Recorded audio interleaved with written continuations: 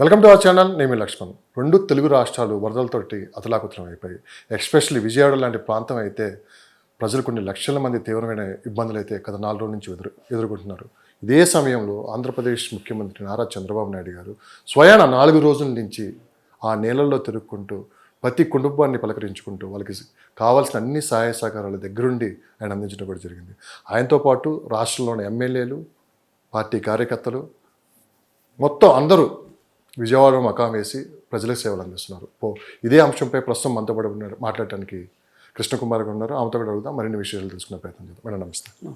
కనీ ఎరుగని వరదలు విజయవాడలో, ఎస్పెషల్లీ విజయవాడ లాంటి ప్రాంతం దాదాపు మునిగిపోతుందా అంత వరదలు వచ్చాయి.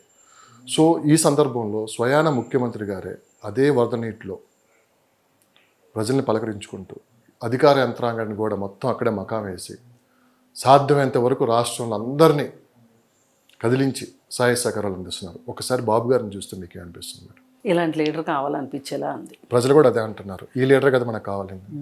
అవును, అసలు ఏమి హుదుహు తుఫాన్లో కూడా ఇలాగే పనిచేశారు.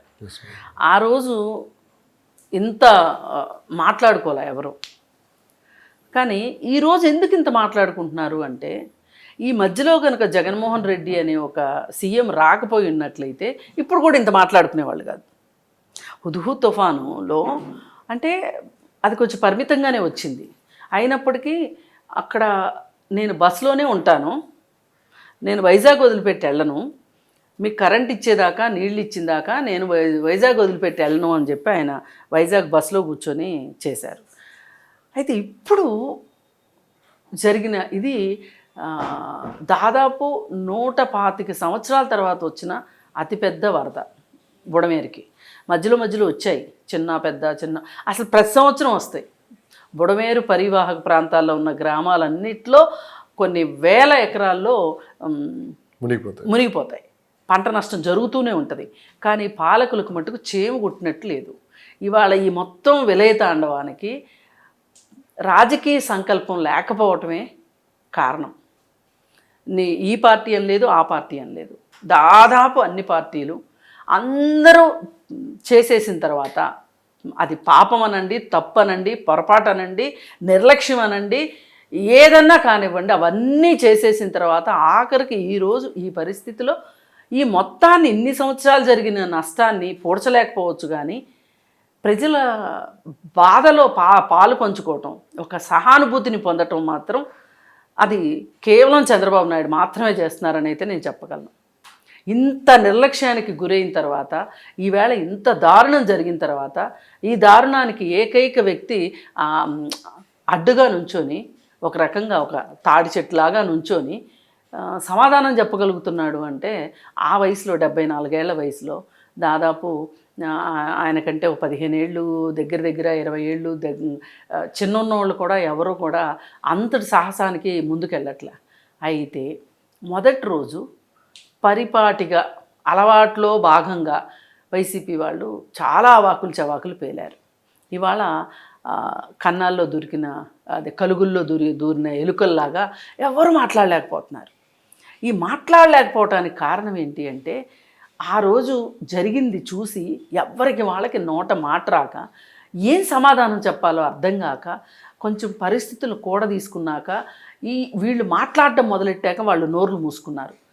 కారణం ఏంటి అంటే నిన్న సాయంత్రం వరకు Telugu Desam party national spokes person Jyotsna గారు ఒక చిట్టా తీసుకొచ్చారు. రివర్స్ టెండరింగ్ వేసిన కాంట్రాక్ట్ లిస్టు తీసుకొచ్చారు బయటికి. దానిలో ఈ బుడమేరు. ఇంక ఇవాళ జగన్మోహన్ రెడ్డి కాదు కదా, చనిపోయిన వైఎస్ రాజశేఖర రెడ్డి వచ్చినా కానీ సమాధానం చెప్పుకోలేని పరిస్థితి. అసలు సాక్షాత్తు ఒకవేళ దేవుడు అంటూ ఉండి దేవుడే దిగి వచ్చినా సరే దీనికి మటుకు జస్టిఫికేషన్ చెప్పలేరు. ఎందుకంటే ఇక్కడ ఇంత ప్రాబ్లం ఉందని తెలియబట్టే వాళ్ళు ఆ బుడమేరు కాలువ పరివాహక ప్రాంతాలని రక్షించే విషయంలో కావచ్చు, కట్టలు బలహీనమైనవి, ఈసారంటూ వరద వస్తే వరదను తట్టుకునే పరిస్థితి ఈ కట్టలకు లేదు అని చెప్పి వాళ్ళు ఎప్పుడు 2014, 15, 16లోనే దీని గురించి ఒక ప్రణాళిక సిద్ధం చేశారు. చేసి వాళ్ళు చాలా తీవ్రమైన ప్రయత్నం చేశారు. ఎంత ప్రయత్నం చేశారంటే ఇప్పుడు అన్ని సమాచారం మొత్తం బయటకు వస్తుంటే వాళ్ళు ఏం చేశారో తెలుస్తుంది. అటు వీటీపీఎస్ దగ్గర వెళ్ళే కాలువ, అక్కడ వీటీపీఎస్ లోపల బాగా బూడిద పేరుకుపోయింది నాసిరకం బొగ్గు వాడటం వల్ల. అయితే అక్కడ నీళ్లు సాఫీగా వెళ్ళట్లా, అది ఒక కారణం. అలాగే ఈ మొత్తం పొడవున పూడికలు సరిగా లేవని, అంటే బాగా పూడిక వచ్చేసిందని, కట్టలు బలహీనమైనవి అని, మరీ ముఖ్యంగా పూడికంటే రెగ్యులర్ కోర్సులో చేస్తూ ఉంటారు, కానీ కట్టలు చేయడం అంటే దానికి ఒక పెద్ద కాంట్రాక్ట్ కావాలి. వీటన్నిటి కోసము పైగా ఇంకొకటి ఏంటి అంటే వీటీపీఎస్ దగ్గర రైల్వే ట్రాక్ ఉంది. అంటే ఇప్పుడు ఈ ట్రాక్ ఏదైతే ఇప్పుడు హెడ్ రెగ్యులేటరీ ప్రాజెక్ట్ ఉంది కదా, అక్కడి నుంచి స్ట్రైట్గా విజయవాడ వైపుకి వచ్చే బుడమేరు ఒకటి, ఇది కొల్లేరులో కలుస్తుంది. రైట్కి ఒక ఛానలు వీటీపీఎస్లోకి వెళ్ళి వీటీపీఎస్లో ఉన్న వేడి నీళ్ళ కాలువలో నుంచి కృష్ణానదిలో కలుస్తుంది. అయితే ఆ కలిసే దగ్గర ఛానల్ చిన్నదైపోయింది. ఈ చిన్నదైపోయింది, దాన్ని పెద్ద చెయ్యాలి అంటే వీటీపీఎస్ వాళ్ళు ఒప్పుకోవట్లా. వీటీపీఎస్ వాళ్ళు ఒప్పుకోవాలి అంటే కేంద్ర విద్యుత్ శాఖ మంత్రి సుశేష్ షిండే అప్పట్లో వెళ్ళారు. అక్కడికి వెళ్ళి లగడపాటి రాజగోపాల్ ఎంపీగా ఉన్న సమయంలో ఆయన కాలుకు బల్పం కట్టుకుని తిరిగాడు. మేము పెద్దది చేసుకుంటాము, ఇది చాలా ముంపు వచ్చేస్తుంది, ఈ పంటలన్నీ నాశనం అయిపోతున్నాయి, మరి ప్రతి సంవత్సరం వస్తున్నాయి వర్షాలు, ఇబ్బంది పడుతున్నారు అని చెప్పి అడిగితే వాళ్ళు ఉలకలేదు పలకలేదు. అసలు శాఖల మధ్య సమన్వయం లేదు. ఈ పరిస్థితుల్లో వీళ్ళు ఏం చేశారంటే మళ్ళీ రాజగోపాల్ ఏదైతే మాట్లాడారో అదే ఉమామహేశ్వరరావు అలాగే చంద్రబాబు నాయుడు ఇద్దరూ కూడా ఈ రైల్వే ట్రాక్ కింద పెద్ద చెయ్యాలి అని చెప్పి వీళ్ళు 500 కోట్లు ప్రాజెక్ట్ ఇది మొత్తం. అంటే ఈ పూడికలు తీయటం కావచ్చు, కాలువలు బలపరచడం అంటే కట్టలు బలపరచడం కావచ్చు, ఇప్పుడు ఇది కావచ్చు, మొత్తం 500 కోట్లు ప్రాజెక్ట్ అది. అయితే మొదట విడతగా వీళ్ళు ఏమనుకున్నారు అంటే ఈ వీటీపీఎస్ దగ్గర నుంచి వెళ్ళేదే చాలా అవసరమైన పని, అర్జెంటు పని అని, దీనికోసం అని చెప్పి వాళ్ళు 198 కోట్లతోటి ఈ ప్రాజెక్టు టెండర్లు పిలిచారు. టెండర్లకు వచ్చారు. అంటే కొంత ఇటు రెండు వైపులా పనులు జరిగేటట్లని ప్లాన్ చేశారు. చేస్తే ఇక్కడ సిటీకి దగ్గరలో ఉన్న పక్కన ల్యాండ్ ఎక్విజిషన్ చేయాలి కదా, భూసేకరణ చేయాలి కదా, భూసేకరణకే 200 కోట్లు అయిపోతున్నాయి అని చెప్పి ఈ కాంట్రాక్ట్ తీసుకున్న వాళ్ళు ఏం చేశారంటే ముందు మీ భూసేకరణ అయితే కానీ మేము పని మొదలెట్టామని వాళ్ళు అన్నారు.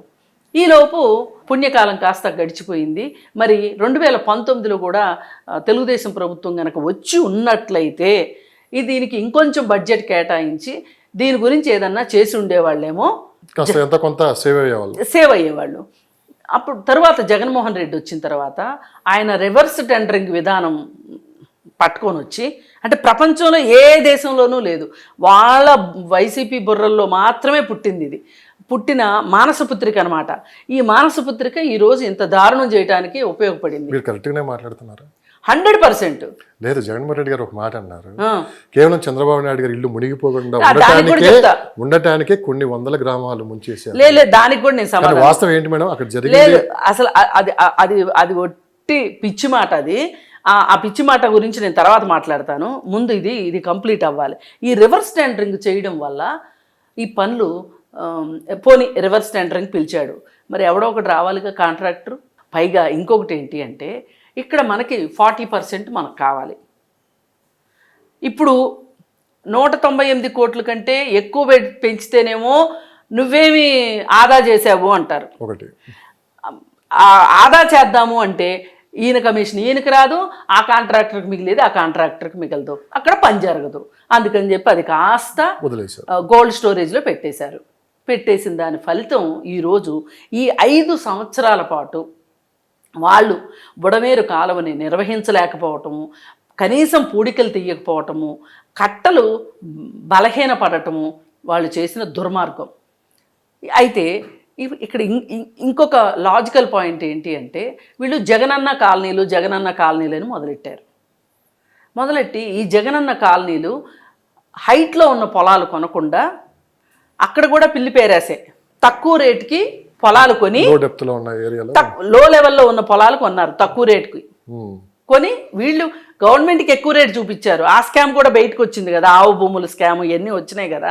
ఇక్కడ కూడా అలాగే చేసి ఏం చేశారంటే ఈ కరకట్ట మీద మట్టిని తీసుకెళ్ళి తవ్వి అక్కడ పోశారు. మామూలుగా అయితే ఈ వెలగలేరు దగ్గర ఉన్న హెడ్ రెగ్యులేటరీ ప్రాజెక్టు ఏదైతే ఉందో ఇది 1950లో స్టార్ట్ అయింది. నీలం సంజీవరెడ్డి గారు ఉన్నప్పుడు మొదలైంది. యాక్చువల్గా అక్కడ ఒక రిజర్వాయర్ కట్టాలి ఇంకొంచెం వెనక గ్రామాల్లో. అప్పట్లో 8 గ్రామాలు ఖాళీ చేయాల్సి వస్తుంది అని చెప్పి ఖాళీ చేయకుండా ఒక చిన్న నాటకం ఆడి ఈ హెడ్ రెగ్యులేటరీ తీసుకొచ్చి ఈ కౌలూరును వెలగలేరు దగ్గర ఎళ్ళనెత్తిని పెట్టారు. పెట్టి అక్కడ వాళ్ళు ఏం చెప్పారంటే, ఏంటండి మా నెత్తిని ఇంత ఇలాంటిది తీసుకొచ్చి మా దగ్గర పెట్టారు, మళ్ళీ దానికి 11 గేట్లు కూడా ఉంటాయి ఈ హెడ్ రెగ్యులేటరీ దానికి, ఏంటండి పెట్టారు అంటే, మీకు ఏం పర్వాలేదు, ఇరిగేషన్ డిపార్ట్మెంట్ వాళ్ళు 6 నుంచి 8 మంది ఎంప్లాయీస్ అక్కడ 24 గంటలు ఉంటారు షిఫ్ట్ల వారీగా. అలాగే కావలకారులు ఉంటారు. అలాగే ఇక్కడ ఒక ఎలక్ట్రిసిటీ సంబంధించింది ఇక్కడ ప్లేస్ ఉంటుంది, అది ఇది అని చెప్పి పెట్టారు. ఇవన్నీ చాలా సంవత్సరాల పాటు సాఫీగా జరిగినాయి. అయితే ఇక్కడ కావలకారులు లష్కర్స్ అంటారు వాళ్ళని. వాళ్ళు ఏంటి, నీటి ప్రవాహ వేగాన్ని చూసి వాళ్ళు ప్రతిరోజు రిపోర్ట్ రాయాలి. రిపోర్ట్ రాసిన తర్వాత ఈ రిపోర్టు వాళ్ళ పై వాళ్ళకి వెళ్ళాలి, వాళ్ళ పై వాళ్ళ దగ్గర నుంచి వాళ్ళ పై వాళ్ళకి వెళ్ళాలి. వెళ్ళిన తర్వాత ఇరిగేషన్ డిపార్ట్మెంట్ వాళ్ళు 3 monthsకి ఒకసారి రివ్యూ చేసుకోవాలి. ఈ 5 సంవత్సరాలుగా ఒక్క రోజు రివ్యూ జరిగితే కనుక నేను ఇంకెప్పుడు ఎక్కడ మాట్లాడడం మానేస్తా. ఒక్క రివ్యూ కూడా జరగలేదు. ఒక్క రివ్యూ జరగలే. సో రివ్యూ జరుగుంటే ఇంత పెద్ద ప్రమాదం నుంచి అసలు ఇంకా గమ్మత్ చెప్తా మీకు. అక్కడ గేట్లు ఉన్నాయి కదా, అటు గ్రీజ్ కూడా రాయలా. 5 సంవత్సరాలు ఎక్కడ 5 సంవత్సరాలు ఇంత విధ్వంసం మీరు చేసి ఇవాళ ఇంత విధ్వంసం జరగడానికి మీరు కారణమయ్యి మీరు ఎట్లా మాట్లాడతారు చంద్రబాబు నాయుడు ఇల్లు కాపాడుకుంటానికి ఈ పని చేశాడు అని? ఇంకొక గమ్మత్ చెప్తాను. ఇప్పుడు మన ప్రకాశం బ్యారేజ్ నిలువ సామర్థ్యం బ్యారేజ్కి యువతల 11.5 లక్షల క్యూసెక్కుల నీరుని అటు పంపించింది బ్యారేజ్. అంటే అది ఒక పెద్ద గంగాళం అనుకోండి, ఒక ఇమాజినేషను. అయితే ఇప్పుడు ఈ మన వెలగలేరు దగ్గర ఉన్న హెడ్ రెగ్యులేటరీ దగ్గర నుంచి నీళ్లు వచ్చే ఛానలు ఒక చిన్న ఉగ్గుని అనుకోండి, ఊహించుకుంటేనే అది ఉగ్గుని నీళ్లు తీసుకెళ్ళి గంగాళంలో పోస్తే ఏమన్నా మార్పు ఉంటుందా? అవును మేడం. ఇప్పుడు 15,000 క్యూసెక్కులు నీళ్లు బుడమేరివి, 11.5 లక్షల కృష్ణానది. ఇప్పుడు ఇవి వెళ్ళి దానిలో పడినంత మాత్రాన 15,000 క్యూసెక్కులు నీళ్లు మొత్తం వెళ్ళి అనుకుందాం, అందులోకి వెళ్ళినంత మాత్రాన చంద్రబాబు నాయుడు ఎందుకు మునిగిపోద్దా? ఇప్పుడు రాష్ట్రం మొత్తం మేడం. అయితే ఇదంతా వాళ్ళు కట్టిన అబద్ధాల గోడలు మనం ఇప్పుడు పరిచయం చేసాం, మాట్లాడుకున్నాం. ఈ అబద్ధాల గోడలన్నీ పేలిపోయినాయి, అసలు పటాపంచలు అయిపోయినాయి. ఇంకో గోడ ఉంది, చెప్పండి. విజయవాడకి ఫ్లడ్స్ని తట్టుకోవడానికి ఒక పెద్ద గోడ నిర్మించారు. అవును, కృష్ణా దగ్గర. అవును, దాని గురించి కూడా పెద్ద చర్చ అయితే నడిచింది. అది మా ప్రభుత్వం నిర్మించాను వైసీపీ, తెలుగుదేశం పార్టీ అప్పట్లోనే దీనికి ప్రణాళిక రచించి అది పూర్తి చేశారని. అది అసలు వాస్తవం ఏంటి మేడం దాని మీద కూడా? ఇప్పుడు 11.5 లక్షల క్యూసెక్కుల నీళ్లు అటువైపు నుంచి కిందకి వెళ్తాయి. వెళ్ళే ప్రాసెస్లో కృష్ణలంక రాణిగారి తోట మునిగిపోద్ది అనుకుందాం, ఏది ఆ గోడ లేకపోతే. అంతే కదా జరిగేది. అది జరగడం కూడా కరెక్ట్ కాదు, ఆ గోడ లేకపోతే అది జరిగేది. కొన్ని లక్షల మంది ఈరోజు పొలాలను అరచేతులు పెట్టుకోవాల్సి వచ్చేది ఆ గోడ లేకపోతే. అవి కృష్ణలంకలో నుంచి విజయవాడలోకి ఎట్లా వచ్చేయండి నీళ్లు? కృష్ణలంక మాత్రమే మునిగిపోద్ది, కృష్ణలంక రాణిగారితోటే మునిగిపోద్ది. అటు నుంచి నీళ్లు వస్తాయి, విజయవాడ మొత్తానికి నీళ్ళు ఎక్కడి నుంచి వస్తాయి? పోని మనం అసలు అదంతా ఎందుకు ఊహించుకోవాలి? ఆ చెత్త ఊహించుకోవడం అనవసరం. ఆ గోడ కట్టారు, కృష్ణలంక వెనకమాల కట్ట కట్టారు. ఈ కట్ట 2014 సంవత్సరం తర్వాత గద్దె రామ్మోహన్ గారు ప్రభుత్వంతో పోరాడి 198 కోట్లు లేదంటే 178 కోట్లు దానికి శాంక్షన్ చేయించారు. శాంక్షన్ చేయించి 3 విడతలుగా కట్టారు దాన్ని. అంటే 3 స్టెప్స్గా, ఒక స్టెప్పు 3 స్టెప్పులుగా. 2 స్టెప్పులు అయిపోయేసరికి 2019 ఎలక్షన్స్ వచ్చినాయి. ఇంకా ఆ డబ్బులు మిగిలే ఉన్నాయి. దానికి కేటాయించిన డబ్బులు దానికే ఉన్నాయి. ఇక ఎలాగూ సగంలో ఉంది, సగం కాదు, 3 వంతుల పని అయిపోయింది, ఒక వంతు మిగిలింది పని. ఇప్పుడు ఎలాగో డబ్బులు కూడా ఉన్నాయి కాబట్టి అది కట్టేస్తే శంకుస్థాపన ఎవరు చేశారన్నది లెక్క కాదు, ప్రారంభోత్సవం ఎవరు చేశారన్నది లెక్క. వీళ్ళు ప్రారంభోత్సవం చేసుకునే జోష్లో అది కంప్లీట్ చేశారు, అంతవరకు శబాషే, కాదని అనట్లా. కానీ మొత్తం మా ప్రతిభ అయితే ఎట్లా మరి? ఇప్పుడు సరే, ఈ ప్రతిభ మీరు తీసుకోండి, నేను కాదన్నాను. మరి బుడమేరు విధ్వంసం మీరు తీసుకుంటారా? ఇది తీసుకోం. మంచి మన ఖాతా, చెడు పక్కోళ్ళ ఖాతాలు. ఇది వాళ్ళ మనస్తత్వమే అలా ఉంది కాబట్టి. కదా మేడం, 4 రోజుల నుంచి కొన్ని లక్షల మంది ఈ వరదలతోటి చాలా ఇబ్బందులు పడుతుంటే, ఈ సందర్భంలో ఓ పక్క ముఖ్యమంత్రి గారు, అధికార యంత్రాంగం రాష్ట్రంలో ఒకరికి తోచిన విధంగా వాళ్ళు సాయం చేస్తూ ముందుకు వెళ్తుంటే, రాజకీయం చేయటం ఎంతవరకు కరెక్ట్? ఒకవేళ ఇదంతా కంప్లీట్ అయిపోయిన తర్వాత, ఏది వరదల నుంచి బయటపడి ప్రజలు పూర్తిగా సర్దుకునే తర్వాత రాజకీయం మాట్లాడంటే అది వేరు. సో ఈ టైంలో రాజకీయాలు తీసుకొని వచ్చి ఎవ్వరు అంటే రాష్ట్ర ఎంబేసీ దెబ్బతింటుందా? దీనివల్ల నష్టం ఏంటి, లాభం ఏంటి వాళ్ళకి? అసలు రాజకీయ నాయకులు వేరుంటారండి, రాజనీతిజ్ఞులు వేరుంటారు. పొలిటీషియన్స్, స్టేట్స్మెన్స్. ఇవాళ మన దేశానికి కొరత స్టేట్స్మెన్ ఎలా ఉంటాడంటే వాళ్ళకి ఒక దార్శనికత ఉంటుంది. ఇప్పుడు జవహర్లాల్ నెహ్రూని రాజనీతిజ్ఞుడు అంటారు, ఇందిరాగాంధీని రాజనీతిజ్ఞులు అంటారు, వాజ్పేయి గారిని రాజనీతిజ్ఞులు అంటారు. కానీ ఇప్పుడున్న పొలిటీషియన్స్ని పేర్లు అనవసరం, వీళ్ళు ఎవరిని రాజనీతిజ్ఞులు అనరు, స్టేట్స్మెన్స్ అనరు. స్టేట్స్మెన్స్ వాళ్ళకేం పేరు వస్తుందనేది చూడరు, సమస్య పరిష్కారం కోసం చూస్తారు. వాళ్ళ దృష్టి అంతా ప్రజల మీద ఉంటుంది. ప్రజలకి నేనేం చేయగలుగుతాను అనుకుంటారు. వాళ్ళ ఒక ఫోటో దిగాలని కూడా వాళ్ళు అనుకోరు, వాళ్ళు పనులు చేసుకుంటారు. ఇది మా డ్యూటీ, ప్రజలకు సేవ చేయటం, సర్వీస్ ఇవ్వటం మా విధి విధానం అనుకుంటారు వాళ్ళు. రాజకీయాల్లోకి మేము వచ్చి మాకు ఈ మాత్రం పేరు ప్రఖ్యాతలు వచ్చినాయి అంటే, మా పేరు రోజు పేపర్లో వస్తుంది అంటే, లేదా టీవీ ఛానల్లో మేము కనిపిస్తున్నాము అంటే, ఈ ప్రజలకు సేవ చేయటం వల్ల ఇదంతా జరుగుతుంది. అసలు వాళ్ళంటూ ఉంటే వాళ్ళకి సేవ చేయబట్టే కదా మాకు ఈ పేరు వచ్చింది అనుకుంటున్నారు. అంతేగాని ఇప్పుడు రాజకీయ నాయకులు ఏమనుకుంటున్నారు, మేము రాజకీయాల్లోకి రాబట్టే వీళ్ళకి నీళ్లు దొరుకుతున్నాయి, తిండి దొరుకుతుంది అనుకుంటున్నారు. రివర్స్ అంతా నేను చెప్పాక, ఇప్పుడు రివర్స్ టెండరింగ్ అని ఈ రివర్స్లో నడుస్తుంది మొత్తం తలకిందులు ప్రపంచం ఇప్పుడు ఉన్నది రాజకీయాల్లో. అందుకే వీళ్ళు ఈ విధంగా ఉన్నారు. కానీ 2 తెలుగు రాష్ట్రాల్లో ఇటు రేవంత్ రెడ్డి గారు, అటు చంద్రబాబు. రేవంత్ రెడ్డి గారు ఖమ్మంలో మకాం వేశారు, చంద్రబాబు నాయుడు విజయవాడలో మకాం వేశారు. కానీ ఫస్ట్ టైం అంటే ఉదూద్ తుఫాన్ వచ్చినప్పుడు ప్రజలు ఇంత పెద్దగా మాట్లాడుకోలేదు. ఉదూద్ గురించి మాట్లాడుకున్నారు, అక్కడ జరిగిన కార్యక్రమాల గురించి. ఫస్ట్ టైం రాష్ట్ర ప్రజలు ఇలాంటి ముఖ్యమంత్రులు కదా మనకు కావాల్సింది అని చెప్పి ప్రతి నోట ఈ మాట వినిపిస్తుంది మేడం. అంటే ప్రత్యక్షంగా కళ్ళతో చూస్తున్నాం మనం, ఏం చూస్తున్నామండి. అసలు వాళ్ళు చేస్తుంది మామూలుగా వాటర్లో దిగి ఆ ప్రొక్లైనర్ మీద ఆయన ఆ వయసులో అంటే ఒక చోట కూర్చొని చేయొచ్చు ఇదంతా. కానీ ఆయన స్వయాన ఫీల్డ్లో ఉంటే అధికార యంత్రాంగం కూడా మొత్తం. కొంతమంది అండి ఎవరో చేస్తారులే, ఎవరితోనో చేయిస్తానులే, నేను చెప్పిన మాట వాళ్ళు వినకేం చేస్తారు, ఎవరి డ్యూటీ వాళ్ళు చేయకేం చేస్తారు అని పని చేయించాలి అనుకునే మనుషులు కొంతమంది. అలాగే పర్యవేక్షణ కోసం పూర్తిగా రంగంలోకి దిగి పనిచేసే వాళ్ళతోటి మమేకమై పనిచేసేవాళ్ళు కొంతమంది ఉంటారు. ఆ పనిచేసే వాళ్ళతోటి మమేకమై చేసేవాళ్ళు చంద్రబాబు నాయుడు అని ఈరోజు మనకు కనిపించింది. ఇప్పుడు ఇట్లాంటి ఆయన్ని స్ఫూర్తిగా తీసుకుని ఒకతను ఒక జేసీబీ తీసుకొని ఖమ్మం జిల్లాలో పోతే నేను ఒక్కడిని బతికితే 10 మంది అనుకుని వెళ్ళాడు. మరి అది శబాష్. ఇవాళ విజయవాడ చుట్టుపక్కల వాటర్ ట్యాంకర్లు తీసుకుని రావాల్సిందే మీరు అని పిలిపించాడు చంద్రబాబు. పిలుపుతోటి మేడం వాటర్ ట్యాంకులు కానించి అసలు నేను కొన్ని చూశాను, కొన్ని కిలోమీటర్లు కొద్ది లారీలు ఫుడ్ తీసుకొని వచ్చి ఎలా మేడం ఈ పక్క ఇవన్నీ చేస్తూనే మరో పక్క ఇదంతా కోఆర్డినేషన్ చేసుకుంటున్నాను అంటే ఇది చాలా మంది లోకేష్ ఏం చేస్తున్నాడు, లోకేష్ ఎక్కడా అని మాట్లాడుతున్నారు. మనకి అందరికి ఇష్టమైన ఒక వ్యక్తి కూడా ఈ మాట అన్నారు, లోకేష్ ఎక్కడా అన్నారు. లోకేష్ ఎక్కడున్నాడు? రోజా గారికి తెలుసు అంట, రోజా గారు చూశారంట. అంటే లోకేష్ గారు హైదరాబాద్లో ఉండి ఆ అడుగు బయటకు పెట్టలేదని చెప్పి ఒక స్టేట్మెంట్ ఇచ్చారు. సరేనండి. వాస్తవంగా అంటే నేను విమర్శించట్లేదు మేడం, ఇలాంటి సందర్భాల్లో కూడా అని నేను మాట్లాడకూడదు ఈ విషయం.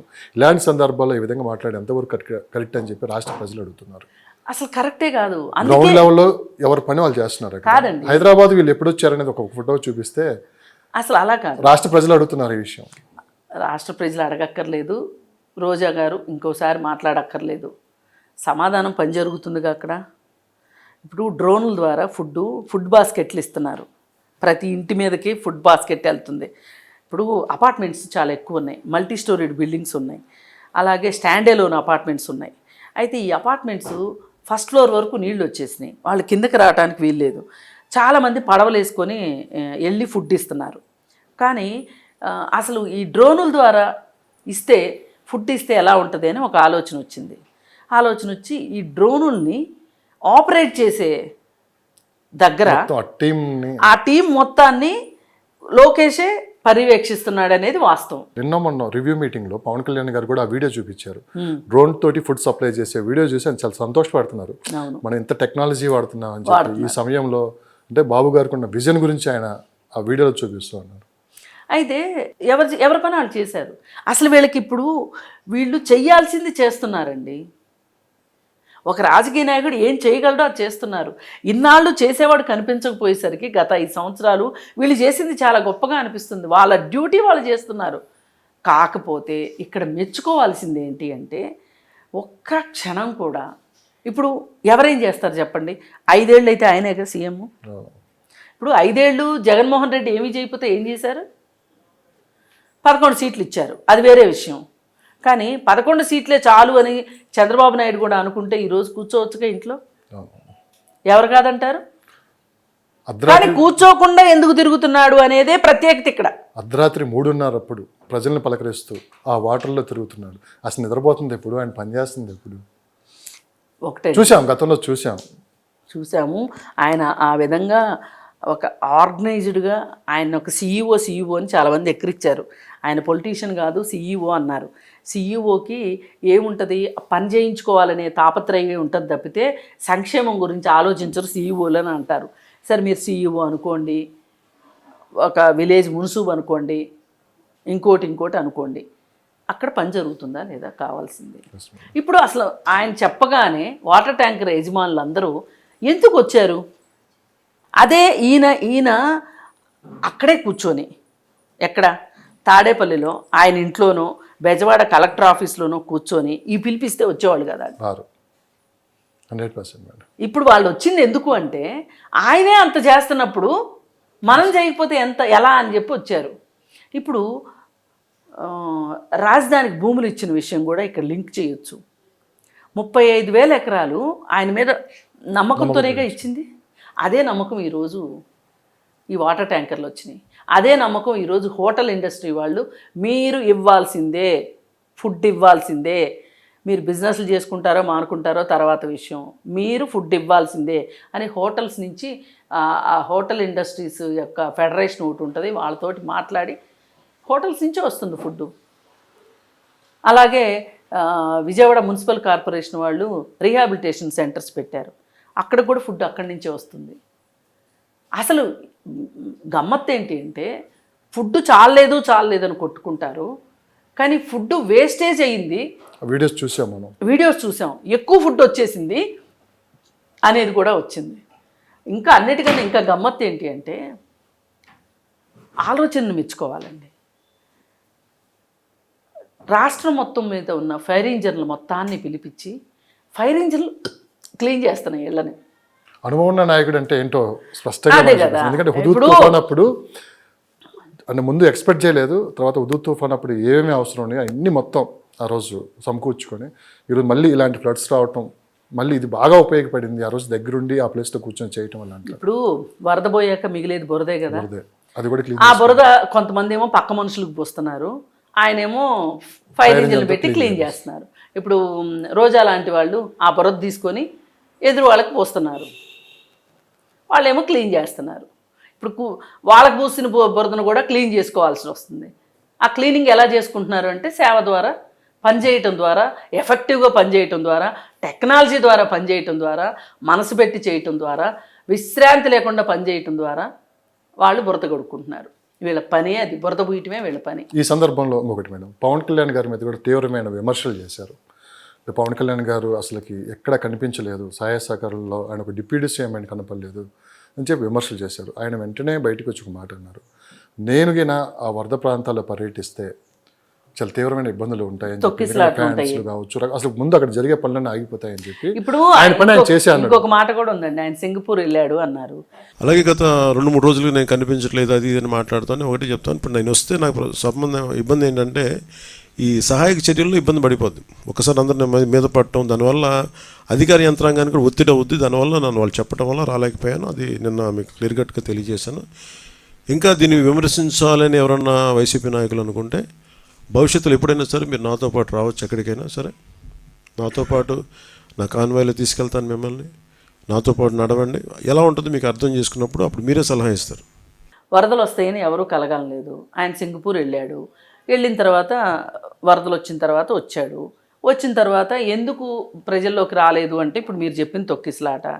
సరే ఇవన్నీ పక్కన పెట్టండి, 6 కోట్లు డబ్బులు ఇచ్చాడు కదా, అవి కనపడలేదు, అవి కనిపించట్లేదు.